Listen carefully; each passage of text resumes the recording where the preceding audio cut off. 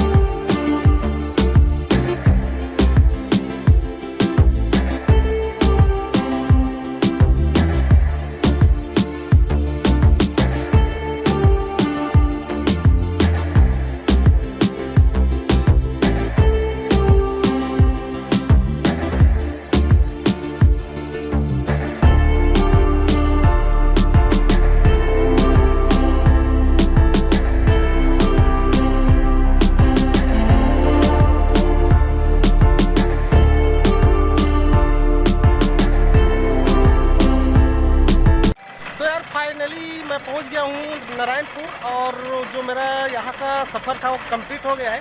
तो वीडियो को यार लाइक करना, शेयर करना, कमेंट करना, चैनल में नहीं हो तो यार चैनल को सब्सक्राइब जरूर कर लेना, ठीक है। तो मिलते हैं किसी और नई वीडियो में, तब तक जय हिंद, जय भारत।